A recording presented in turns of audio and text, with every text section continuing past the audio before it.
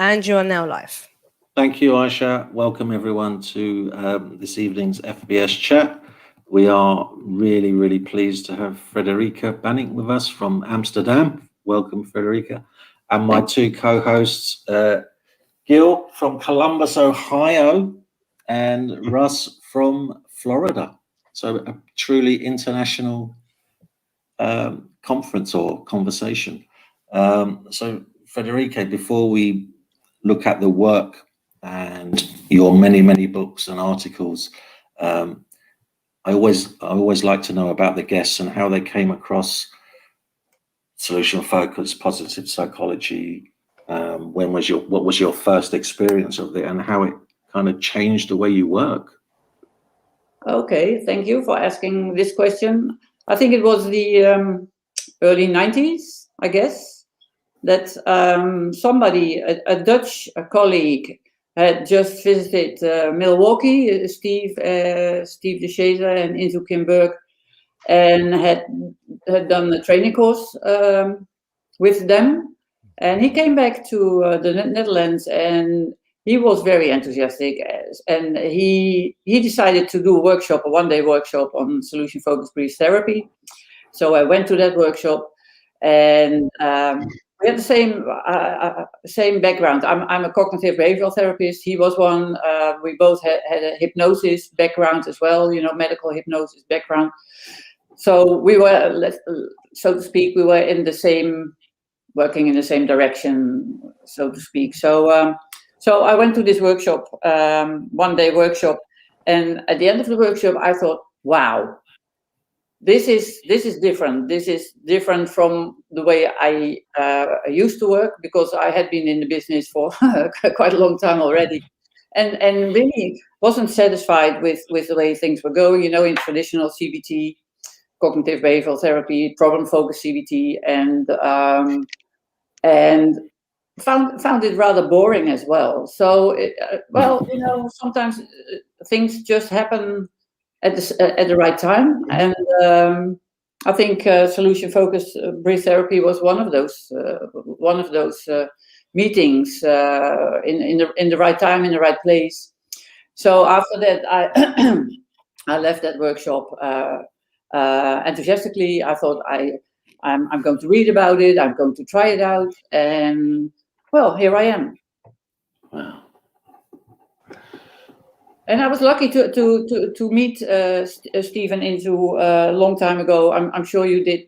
Some of you did too, especially the older people.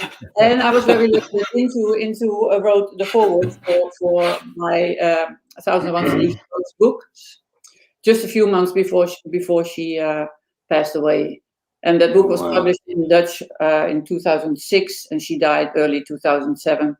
And well, I feel very honored that I knew these people, and let's see what she actually wrote the foreword for the 1001 solution-focused question, which later on, I think 2010 was translated into English. And when you said you went to the one-day conference and you thought, wow, what was the wow, Fredrike? Why did it wow you? The wow was the wow of discovering that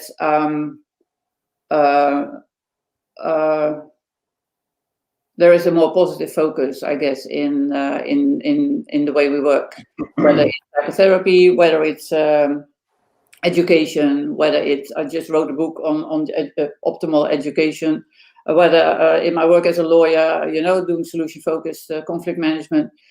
It's applicable everywhere, basically. Leadership, I wrote a book on solution-focused leadership.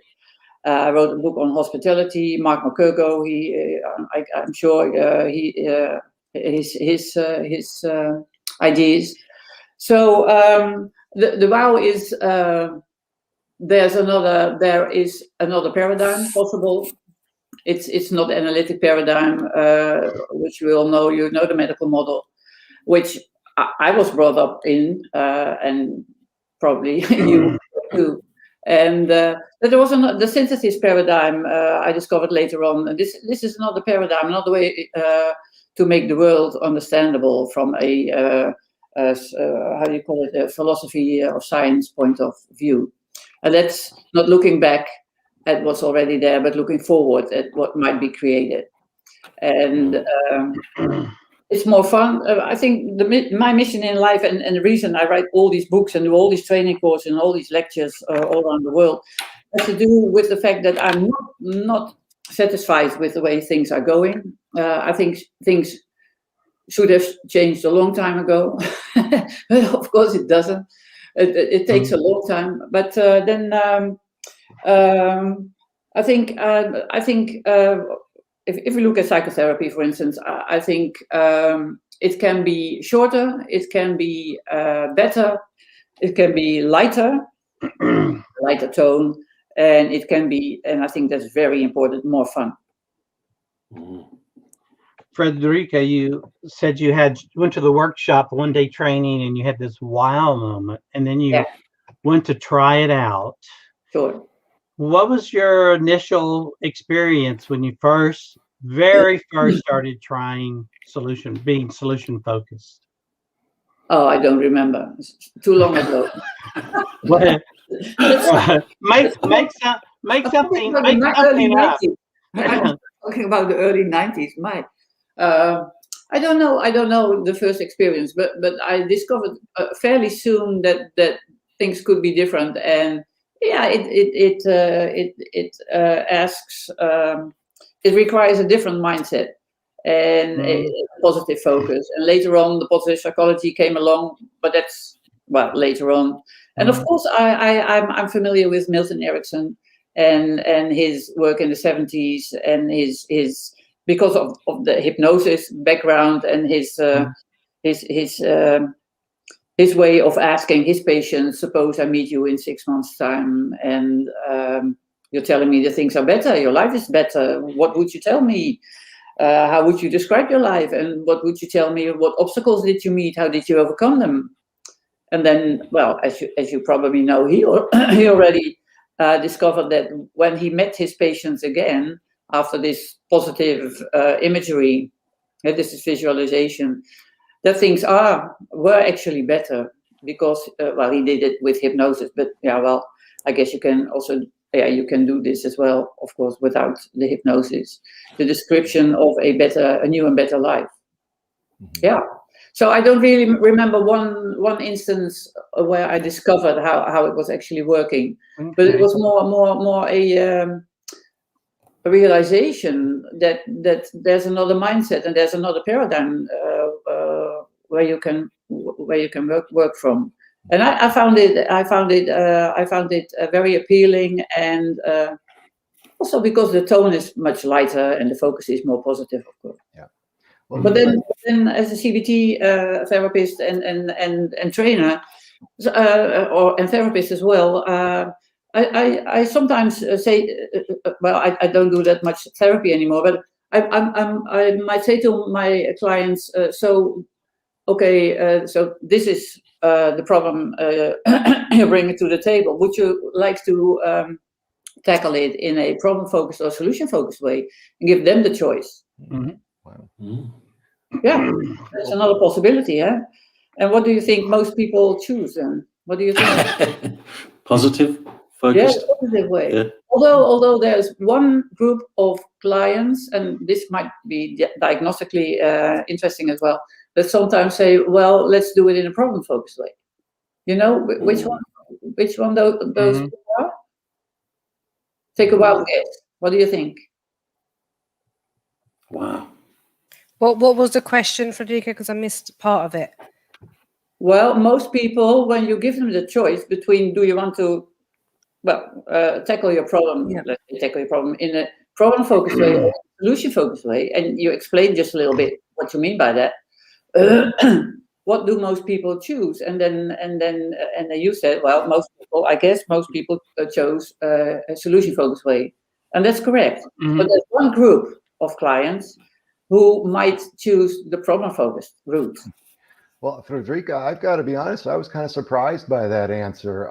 Really? Yeah, my experience has been that a lot of people are still stuck on the medical model, even clients. They believe that only through understanding their problems and issues Sure. and getting insights into that can they truly get to their, being on track. And so I'm kind of delighted to hear that people are choosing the solution focused over the problem centered, but I'm actually a little surprised. Yeah. But well, you have to bring it in a rather juicy way, of course. But then, Is that your neutral? I bring it in a neutral way. But then, well, this group of clients that sometimes choose the problem-focused way is a group of clients that are not willing to change. Yeah. I had this psychiatrist here in Amsterdam, and he used to phone me, and he would say, "I've had this patient now for 5 years on the couch, and this person has all the insight he could ever want to have. Could you actually see if there's something that person would like to change?" Because, well, you might say to your husband or to your wife, darling, I'm in psychotherapy, for about 4 years already, but we're busy, we're working on it.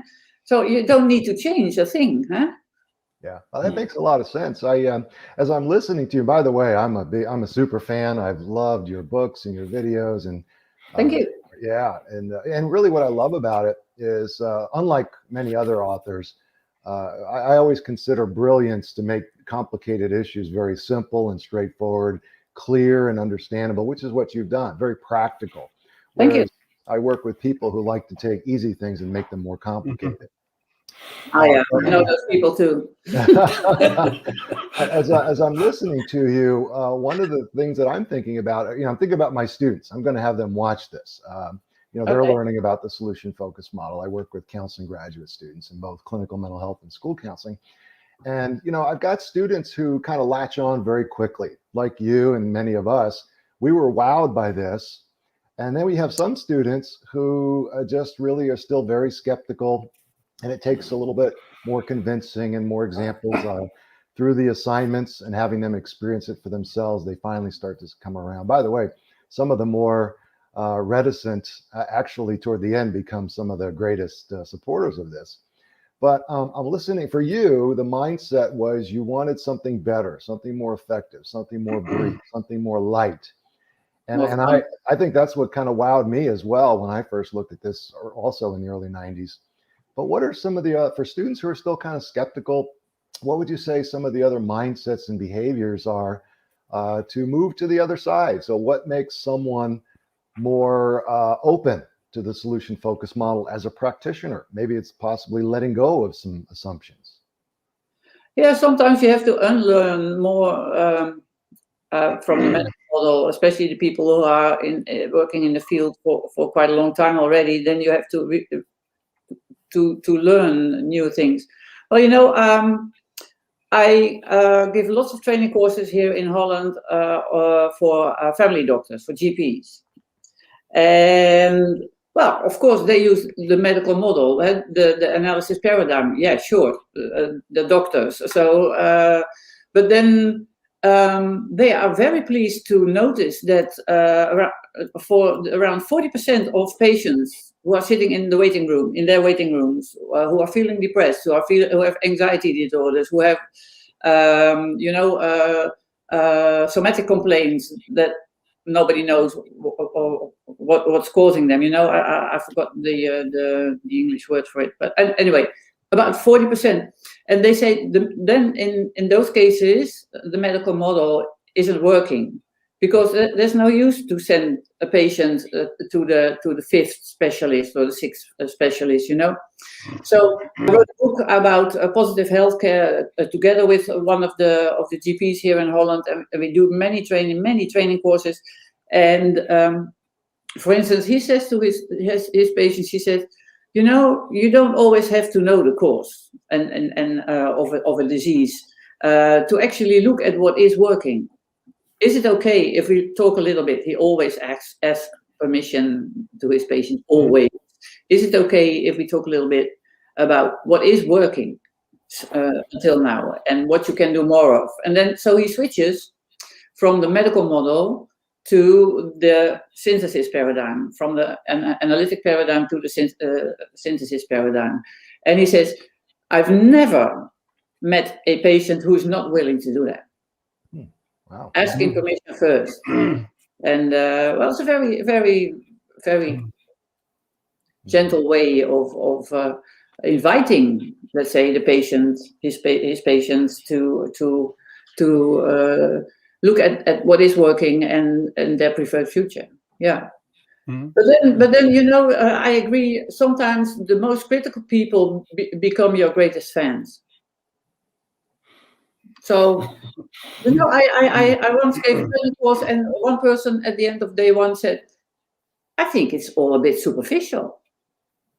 And I said, "You hit the nail on the head. That's what solution focus is about. It is superficial. You don't have to dig. You don't have to dig and find causes or whatever." So he was very pleased about that. Yeah. So that's really kind of one of the critical misperceptions that maybe sometimes prevent people from engaging in this, which is, you know, you have to understand problems and issues first. Yeah, sure. What do you see as some of the other misperceptions or myths that some of us have kind of been able to dismiss, but others still kind of cling on to? For instance, if we talk about PTSD, post-traumatic stress disorder, that it requires long-term treatment, in which people have to relive the traumas, and well, you know, when I was still a traditional CBT therapist, we went and we did EMDR, which I think is a great tool, by the way, but and you can easily combine it with solution focused work, I guess. But then we talked about everything that was going on, and we recorded it, and the people had to go home and listen again and again and again and again and again.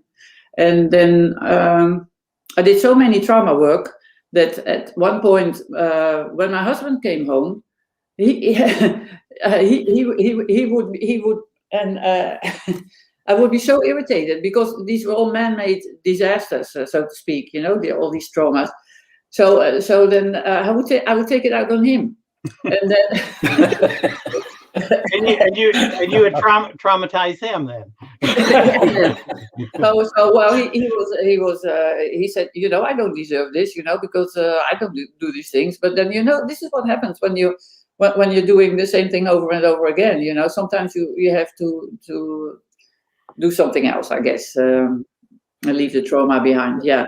So one of the misconceptions is, or myths, you might say, is that severe psychopathology needs long-term psychotherapy. Yeah, that makes sense. Yeah, Fredrike, you were, as far as I know, you were one of the first to write about using solution-focused therapy with trauma and PTSD. And obviously you were finding it effective. So what do you think are the mechanisms of change in using solution-focused therapy with PTSD as opposed to a traditional CBT approach to trauma and PTSD? Well, the difference is that well, you know, I think traditional CBT, that's why I wrote, I developed my model of positive CBT, which we now research at the university in Maastricht, in the south of Holland, and well, we actually have hills in Holland. Yes, we do have hills. I thought it was very flat. We researched my model and compared it. I have a copy of that one of the articles. Yeah.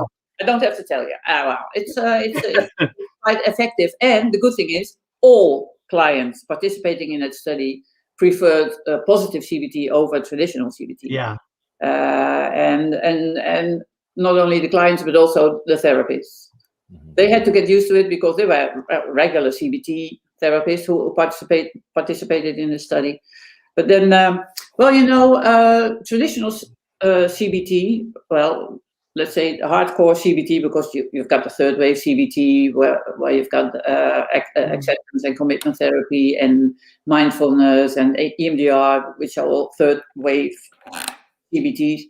But if we talk about first and second wave CBTs, it's about symptom reduction, and that's it. That's about it. And I guess symptom reduction can be very effective. But then, to speak in the words of Martin Seligman, one of the co-founders of the positive psychology, he said our aim was to make miserable people less miserable.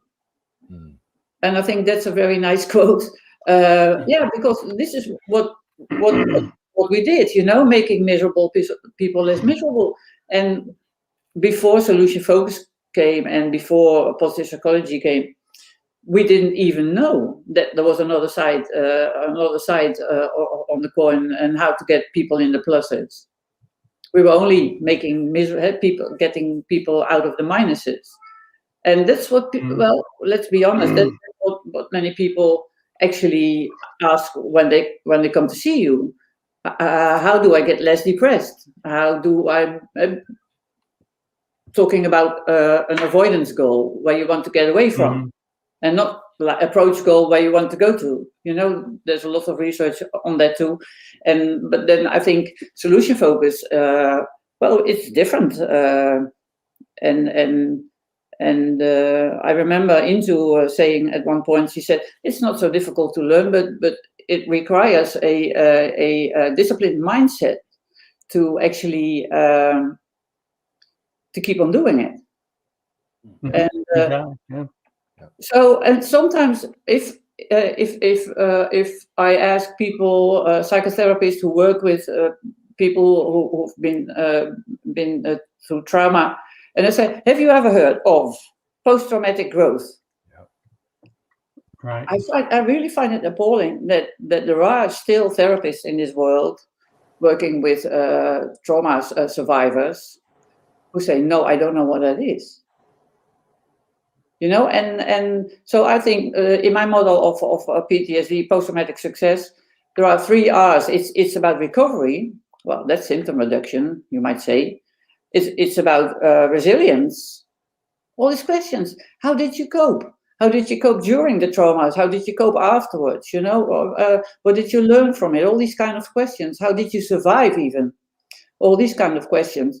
And then there's the 3rd R, which I couldn't find the R, so I call it enrichment. Yeah. Very creative. This is the post-traumatic growth part, of course, benefit finding, or whatever you call it. Yeah. Okay. And you just answered what my next question was going to be. I was going to, by the way, first of all, I got to tell you, as my students watch this, what you are role modeling for them is what I've been saying for years, that it's not just about what you do with clients and students, but it's also very important to understand your model, to really follow your model, and clearly you understand the approaches that you are writing about and practicing. Hopefully. And I have that same experience. People, they know post-traumatic stress disorder. Yeah. And then they're amazed to find out there's a whole body of literature on post-traumatic growth. And so I like the 3 R's with the E in there as well. What else would you say about how post-traumatic growth works? Well, fortunately, lately there has been lots of research on post-traumatic growth, and you don't grow from the trauma, but the only way to grow actually is the way you coped with trauma. So trauma is in no way good in itself, of course. So these people might, for instance, say after some time, because it takes a while, of course, say, okay, I didn't know I had the courage to go through all this, or I didn't know I was strong enough to actually survive, or whatever. Or it's about spiritual deepening. Although some people say, okay, I was religious and now I'm not religious anymore. So it might go both ways. There's an Italian cat in the. I hope you don't hear one of my Italian cats. Well, okay. So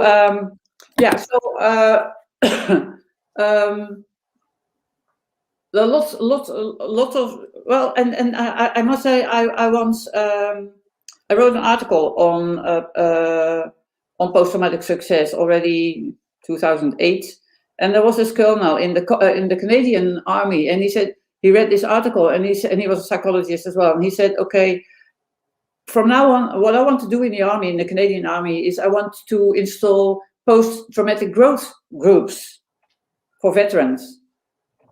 And so I said to him, well, that's very flattering, but maybe you shouldn't call them growth group, because this would mean that everybody needs to grow. You know, and you cannot impose growth on people, because some people will never grow and will never grow from the way they cope with trauma, and that should be okay. Mm-hmm. So maybe resilience groups would be better. It would be a better option then. What I'm wondering too, as I'm listening to you, is, you know, I'm aware of dozens and dozens of inventories and assessments and evaluations that help us understand the level and nature of trauma in people. But what about post-traumatic growth inventories and assessments? What's your experience with that? Well, you've got the PTGI, post-traumatic growth inventory, Right. by Tedeschi and Calhoun. I think that's the most famous one. There's one for children as well, and these are very validated questionnaires. Yeah. Excellent. Yeah. So I imagine you know, one of the next steps is to help agencies and schools really use them as they're available more. Yeah, because I understood, my good friend Lauren Walker, she's a lawyer from Hawaii. She works in a solution-focused way in the prisons in Hawaii. I don't know if you've heard about her. So we work together on solution-focused restorative circles, and she emailed me and she said, well, right now in schools in the States, they have to fill out a long questionnaire, which is more or less very problem focused, about trauma related. And there are no questions about resilience, well, not many questions about resilience. And she was very, very much against that questionnaire, which she said is nowadays based, nowadays used in many schools, you know, high schools. Do you know that one? I don't think so. Laura Walker, you said? Lauren Walker, yeah. Lauren Walker from Hawaii. Yeah, I have noticed some of this application restorative in social justice and restorative circles, and that has really gained some traction here in the United States, and so I'm pleased to hear that. I'm also aware that, you know, we're just kind of getting started with that. Sure. Yeah. I'd like to pick up on what. Oh, go ahead, Ayse. You know? Oh, okay. I would pick up on something Russ said about knowing your theory. Or theories, and ask you, Fredrike. So you've put positive CBT on the map, combining solution-focused CBT and positive psychology. And in reading your work, it looks like you're really seeing CBT through a solution-focused therapy lens. Is that correct? Am I reading too much into that or misreading it? No. It's what I do. I try to integrate solution-focused brief therapy and the positive psychology into a CBT framework. So positive CBT also uses the synthesis paradigm. You know, it looks forward at what might be created. So it's about goal formulation, you know, what are your best hopes from this therapy, you know, these kind of questions. And but what we also do is we look at exceptions to the problem. And for instance, what we did in this also in these treatment protocols, which we used at the University of Maastricht, you know, in our research, is the homework task. Suggestion, we don't say task, we say suggestion, was to keep a diary of better moments. this was a standard homework suggestion. All 8 sessions, people actually filled in a diary of better moments. Well, that's rather solution focused, isn't it? Looking at exceptions within the problem domain, so to speak. So, for instance, another thing, just to give you an idea. Traditional, I don't say negative CBT, I say traditional CBT. That's much nicer, you know. Negative CBT. So traditional CBT or regular CBT or problem-focused CBT uses the downward arrow technique. You know. Right. So what's the worst case scenario? So what's so bad about this? And then what's so bad about this? So I thought, well, I might make the upward arrow technique, which is about the best case scenario. You know, so suppose this would happen, what will be different? And suppose that will happen, what difference will that make? And suppose that will happen, what difference will that make? And then you arrive at the best case scenario. So these are all, let's say, regular CBT terms. Right. Only the focus, of course, is different. The focus is not on the problem, but on the exceptions of the problem. Yeah. Right. You know, related to what you're saying now and what we just talked about with restorative circles and restorative justice, I read a lot of your work, and I know you've done lots of work in the area of dispute resolution. Yeah. And so I wonder if you could just take a minute or two to talk about. So, for example, I'm thinking of a school counselor who's, you know, working with 2 middle school girls in the middle of girl drama. And how would a solution-focused conflict resolution or dispute resolution work? Well, basically, if somebody is really working in solution focus, where you don't have to know anything about the conflict or about the problem, but in this case about the conflict. But then, well, of course, some people think you need to know. So you might listen just a little while, and as soon as possible, ask questions such as, so I guess you'd like to change all that. Is that correct? You know, starting to ask these goal-focused questions as soon as possible.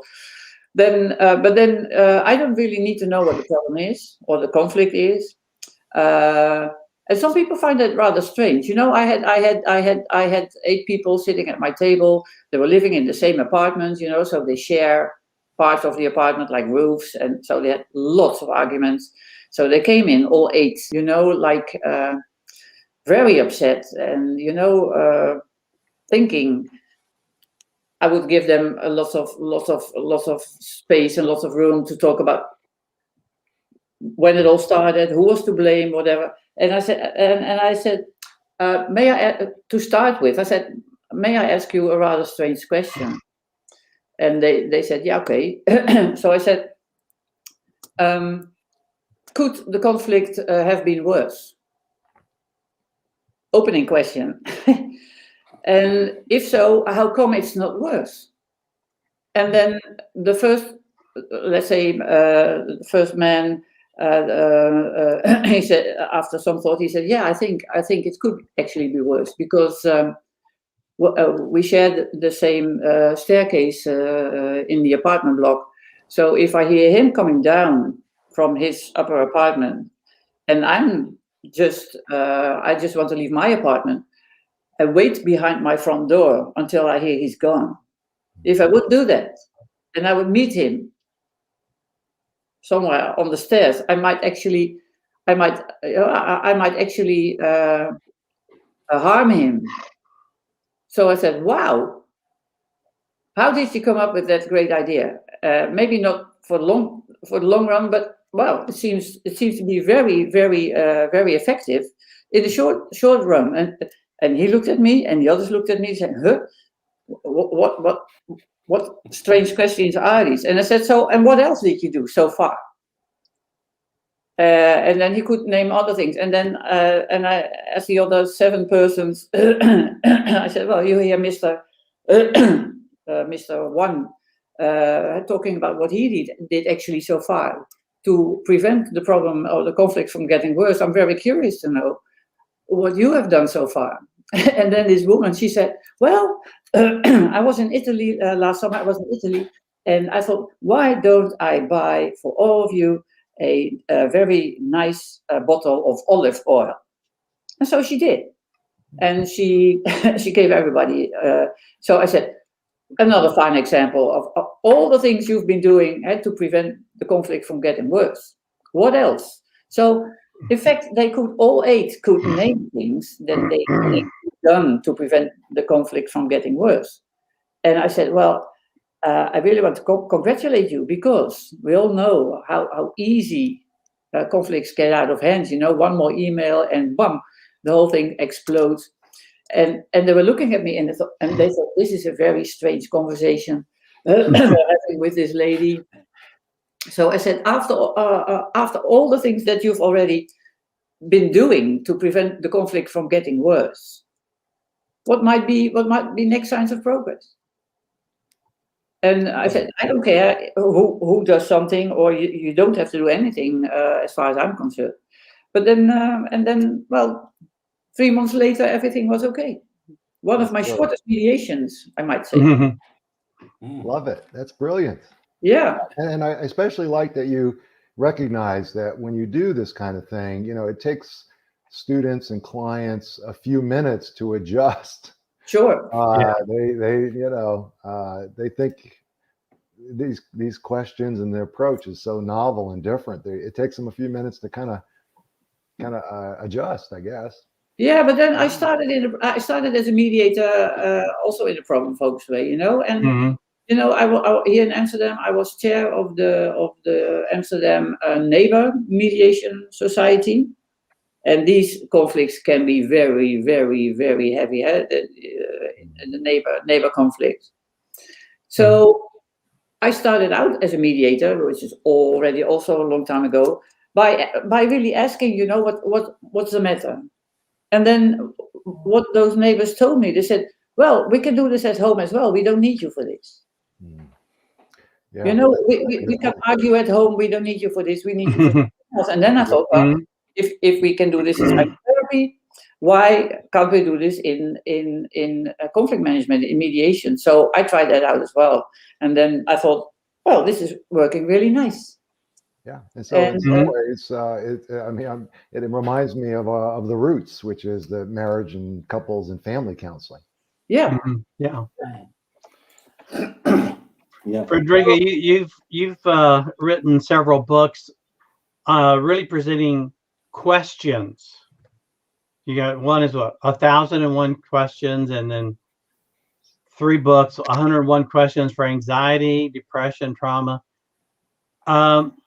Where do all those questions come from? How have you been able to generate so many good and useful questions? I've been collecting them. You know, it's you know, I've been very, very disciplined, and you know, whenever I heard a question and I thought I haven't heard this before, I would jot it down. Put it in the computer, you know. So I've been collecting them for quite a long time, and not so often do I hear new questions anymore. But I got about 2,000, I guess. Yeah. She's curious about questions like you, Joe. Yeah. I was God, there's so much gone on in this past conversation. I'm thinking, wow, that's amazing. But there are some clients, I think, what you were saying, Fredrike, that want to start with the problem solution focus, and you said they're obviously people that are not willing to change. And it might be the case. Yeah, because I think some people find comfort in that problem, that if I think of the worst case scenario, anything less than that is a gain. Yeah. Almost like, if whatever the worst case scenario is, if it doesn't meet that, then at least this is a little bit better than I thought it might be. And it's really interesting where you said with these 7 people is, so could it have been worse, and how have you managed not to do that? Yeah. also about resilience, because I've always said to Ayse, surely people that we see through all the trauma that have been through, that resilience, if we can look at how they've managed to do that and how they've coped or whatever, because the resilience is like the silver bullet. If I can get through this, I can basically get through anything. So how does this approach support in building resilience in clients that feel totally lost, I suppose?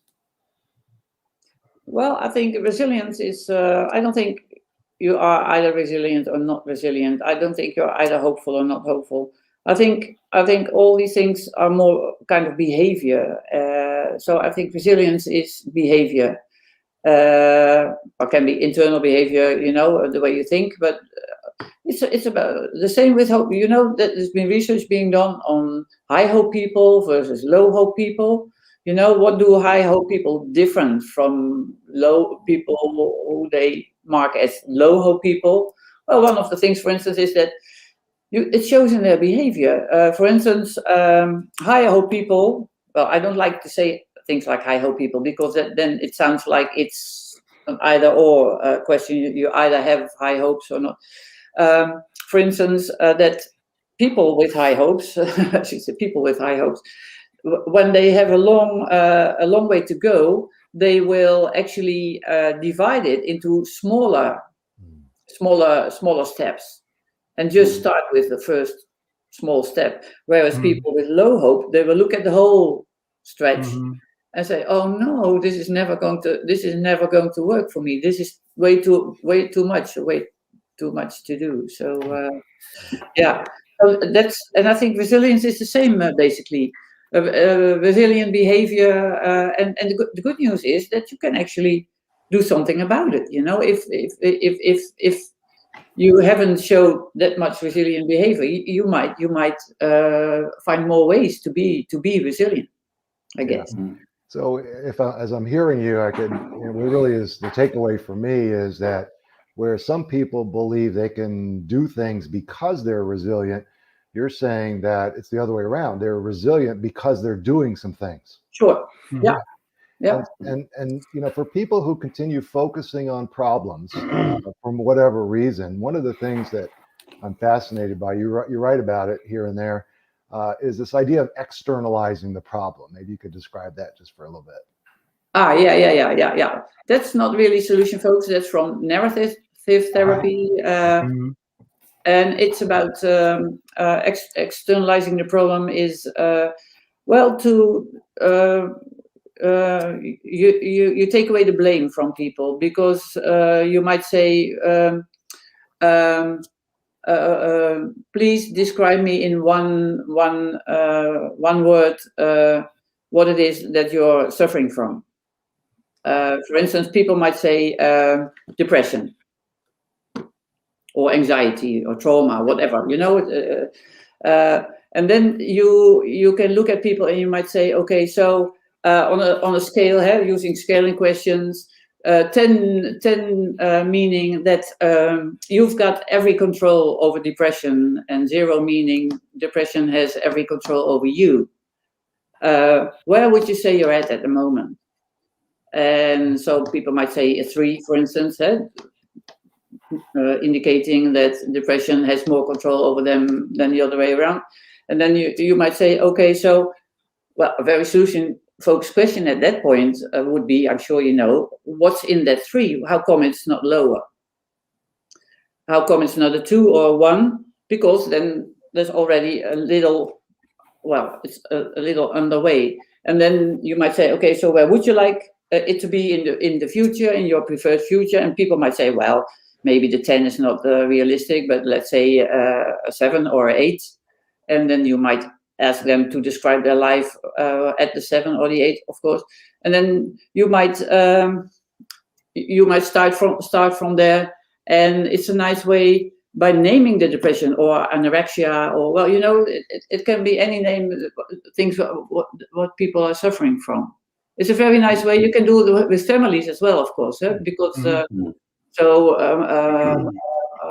mother can give a mark, and the father can give a mark, and the brothers and sisters everybody can give a mark, and it's a nice way to work with families as well, because it takes the blame away from parents as well. Nice, yeah, that's wonderful. And what's really nice, Fredrike, is if there's one of the family members who's so much higher, it's like, so what are you noticing that maybe everyone else isn't? And that's a lovely conversation as well. That's very nice, because sure, people will give different marks, and that's very interesting, because my experience is that mothers usually are the lowest, and fathers are slightly higher, and children even higher. But then, well, that's okay. It's very subjective, and that doesn't matter. So even if a mother says, I think it's at a 1, my question will still be, right? Why is it not? Yeah. How come it's not lower than the 1? And if people say, well, I'm at an absolute 0. Well, well, it's not nice, of course, that you have to say that. So you have to acknowledge the fact that must be very hard for people to say that at the 0. But then I might say, so how come you're not at -10? Yeah. And I once had somebody said, if I had known that I could scale down to -10, and I say, yeah, but you didn't. Missed opportunity. Oh my gosh. Yeah. You obviously have so much experience. I always am interested in success stories. I wonder, what is one of yours? What is a really difficult case that really you were able to help using the solution-focused approach? Oh, that's a nice question. I remember one mediation, a divorce case, because I've been a mediator for the court in Amsterdam for many years. So I got these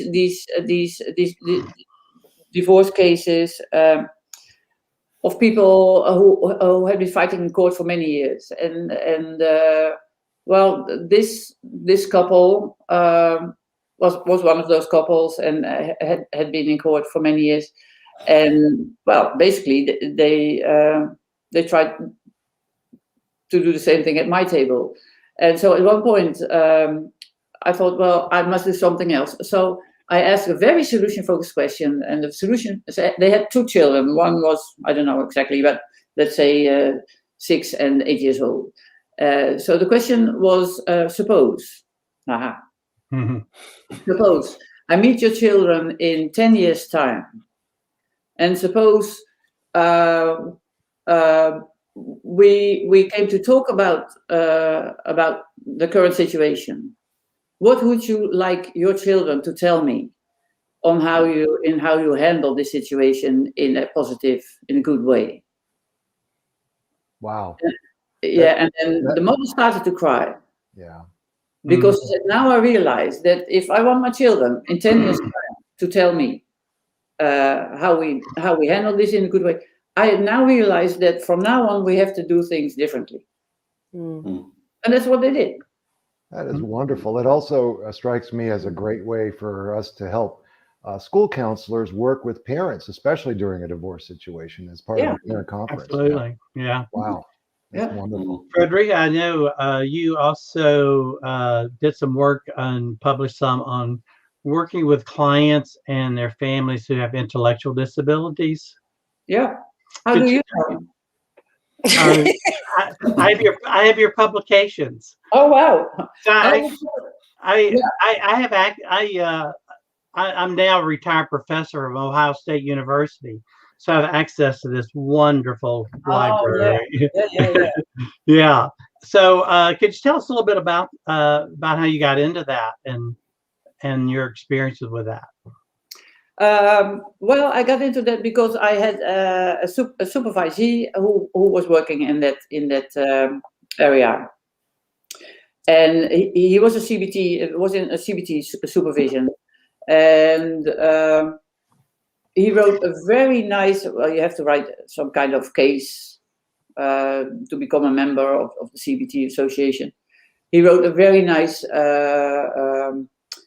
case on how to organize a dinner, and he made a little booklet together with his clients on how to organize a dinner, which might be quite a challenge for people.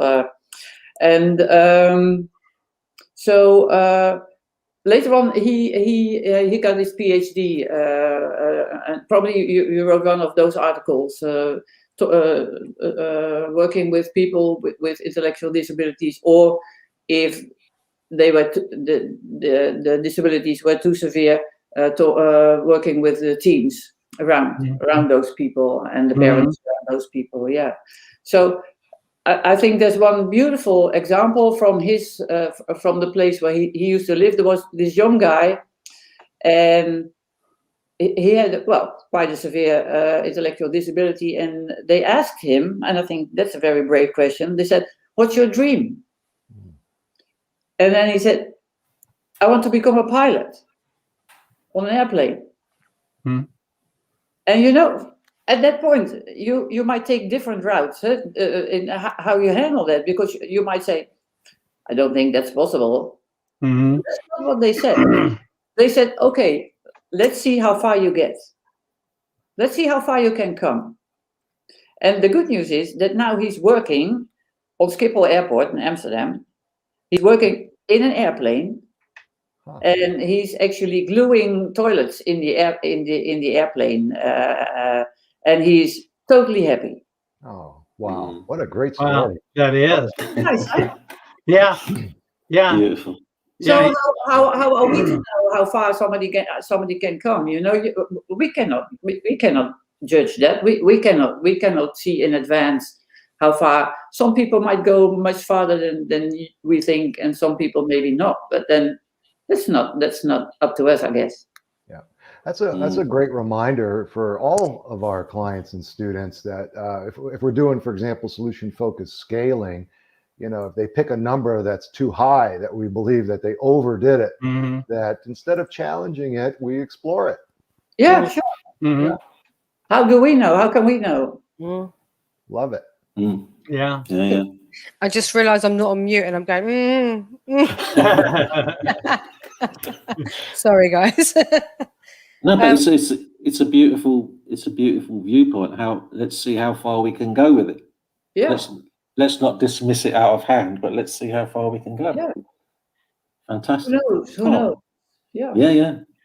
I wonder, Fredrike, if there's, we've been asking you lots of questions and learning a lot from you, and I wonder if there's some questions we haven't asked you that in the time we have left, something you think we should know. And know about your work. That's a nice question. Well,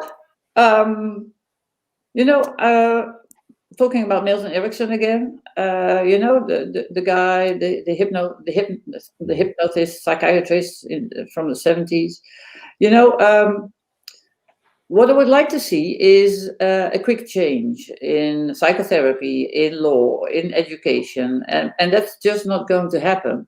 And I remember there's this metaphor by Milton Erickson, and he says there are two ways to change the way the river flows. A river flows, and he said one way is to actually build a dam in the middle of the river, and probably the river will be too strong for the dam, and the dam will be washed away. And he said the other way is to take a stone every day, or maybe 2 stones every day, and put them in the bend of the river where you want the river to take another route, so to speak.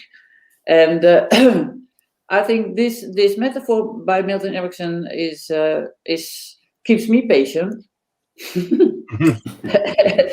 It keeps me patient, and that's and I think when I do training courses or write up another book or another article, whatever, I look upon them as stones that I put on the side of the river where I want the river to change. And luckily, because I've been doing this for quite a few years, slowly, and it would be great if things would go faster. But the whole world is very problem focused, so we don't change that overnight. So this metaphor keeps me patient enough to go on with what I'm doing.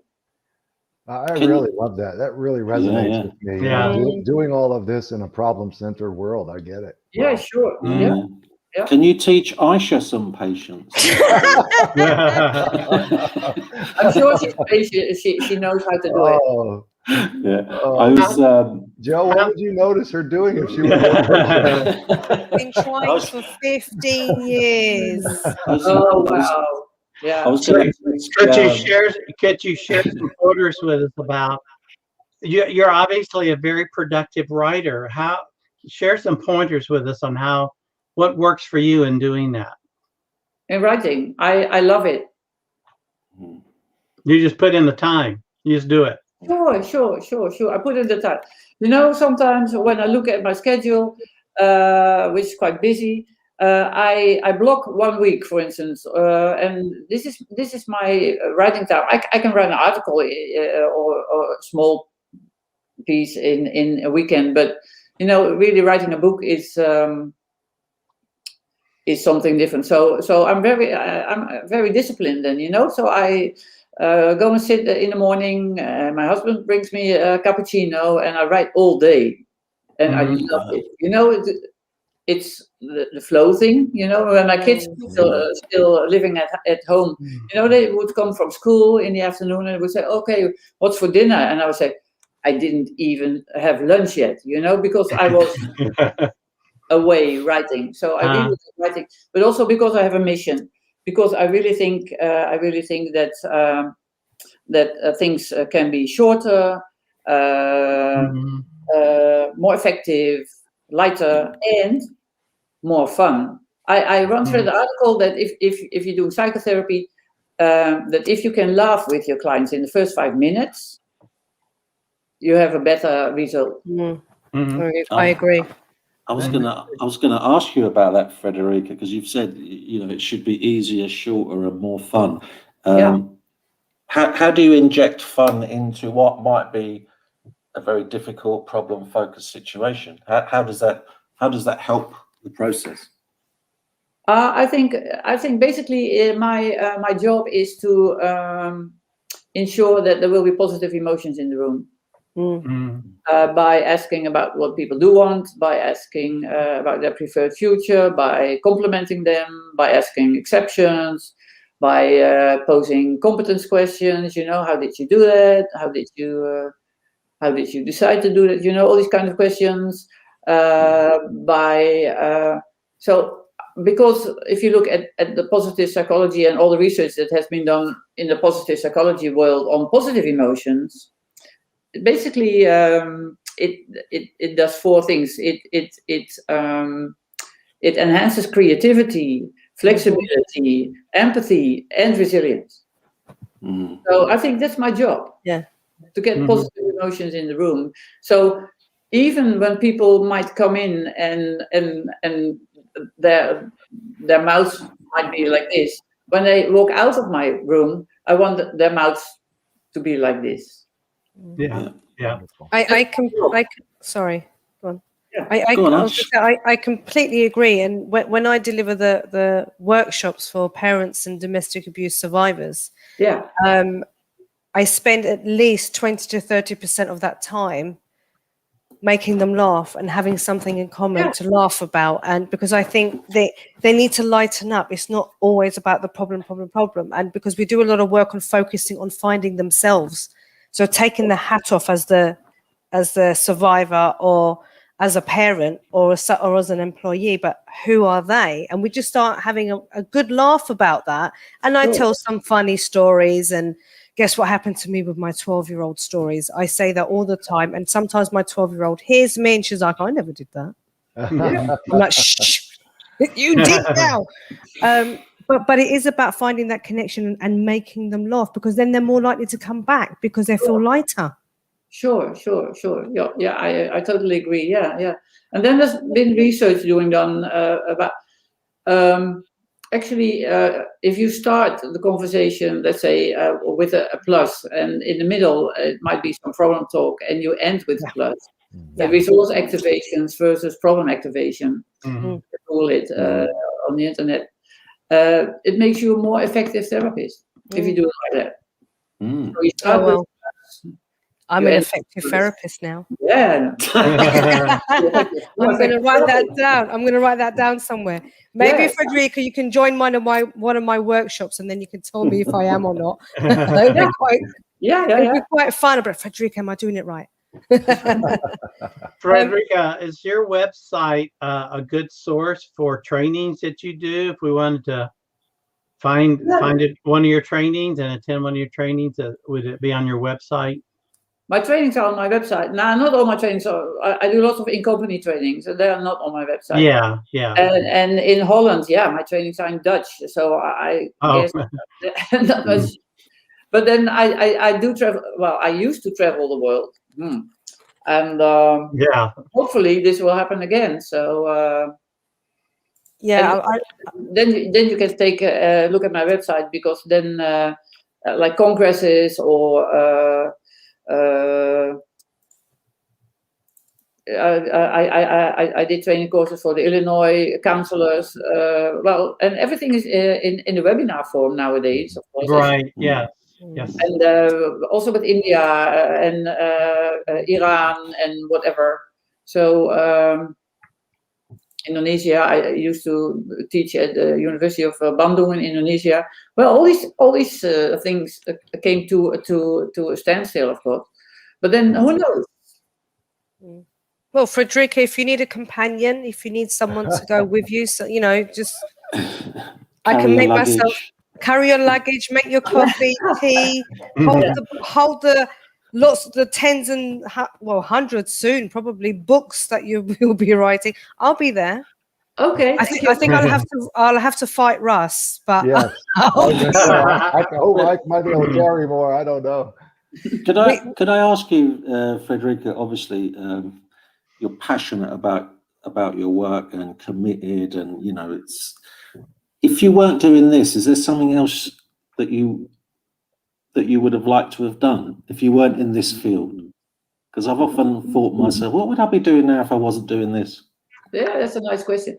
Well, one of my best friends, she lives in London, and she got hooked to an English guy. Yeah, that happens. And so he had shops in London and vintage clothing, and also she was on how's that market called? In the Camden. Yeah, she had shops in Camden as well, and in Covent Garden, and also in the big market, the open air market. Portobello Road. Portobello Road. Yeah, okay. Yeah. So yeah. So why am I telling this story now? What would you be doing if you weren't doing? Yeah. So I used to go to London quite often, and at one point I thought, well, maybe this was around the time that just before I discovered Solution Focus, that I thought, why don't I become an antiques dealer? Because I love, I see salvage hunters on TV. So I thought, then I tried it out for a short time, and I didn't find it so much fun. So I thought I'd rather might do it as a hobby. But what I really would like to do is architecture. Ah, wow, nice. But then the second best of being architecture is to help people to design an outcome. And so I am a designer in that sense, and so maybe I'm not an architect, but I'm sort of designer anyway. I like. Yeah, absolutely. Yeah, my house needs some help. We have, unfortunately, guys, come to the end of FBS chat so quickly. But if I can take last words, last comments from all of you, and then I will close. Well, I just have to say I'm just feeling privileged and delighted here. I would love to continue. and I'm motivated to go back and read some more. And you've got me thinking about the world being more solution focused. And wouldn't it be nice if our politicians could be more solution focused? Yeah, I was doing an interview lately and with a Dutch newspaper, and they said, so what is a field you would like to you would still like to make a difference in? And then I said politics. Oh yeah, politics. Yeah, a lot to be gained over there. Definitely. I have seen strength-based approaches writ large being used at organizational change levels, and to some extent community change levels. Yeah. Solution-focused, narrative, also appreciative inquiry. Yeah. So it's just getting our politicians to be that way, to embrace that, internalize it. Yeah, and then I think of the metaphor of Milton Erickson again. Yes. Yeah. Everything nowadays that we're talking about can trace its roots back to Erickson, I believe. Milton Erickson. Yeah. And Bates. Yeah, sure. Yeah. I would just say I'll just echo what Russ was saying. What a treat this has been to get to know you, to meet you, and to ask you questions, and thank you for your question. To spend some time with you. It's been a real joy. Enjoy it. Real pleasure. Thank you. It's been lovely observing this conversation, just watching you guys and listening to what you have to say, and yeah, absolutely energized. There was a quote I think that you put on one of your websites, or from Carl Jung, about I am not what happened to me, I am what I choose to become. Yeah, sure. And I thought this is kind of everything we've spoken about, kind of encapsulates that. It's not what's happened to me, what I choose to become. So, and it's been absolute pleasure, guys. It's been amazing. Thank you so much for your time. It's absolutely. Oh, you're welcome. You're welcome. Okay. And I would also like to thank you. Thank you for responding to my emails. Thank you for being here. Thank you for making a difference to the four of us and to everyone that's been watching. We have had a lot of questions, but it was answered, so I didn't have to put any up. I am totally inspired. I feel like I need to follow you around wherever you go so I can learn. I can learn, and I feel so inspired to just keep learning. And to do right by our clients. So I kind of know I'm on the right track when you were talking about humor. So that was very useful amongst a lot of other conversations that we've had tonight, or you guys have had, and I've just sat here. But yeah, thank you so much. Any last words from you, Fredrike, before I close? Any last words? Well, I thank you for your questions, and I thank you for inviting me. And well, whenever I'm in the neighborhood, I'll come and find you. Yes. Yes, please. I may not let you go. That's the problem. But yeah, that would be amazing. Thank you so much. Can I just ask you guys to wait there for a couple of minutes while I close, just so we can have a quick private chat afterwards, just to say thank you privately. And to everyone else, next week, Wednesday, we have William Reed on FBS Chat, who's, I think, the youngest solution-focused practitioner ever, and who works alongside Tara Gretton. So they will be joining us next week to talk about an experience as a young man who was receiving solution-focused therapy and now is on his path and his new journey to becoming a therapist himself. So thank you very much, and I'll see you guys next week.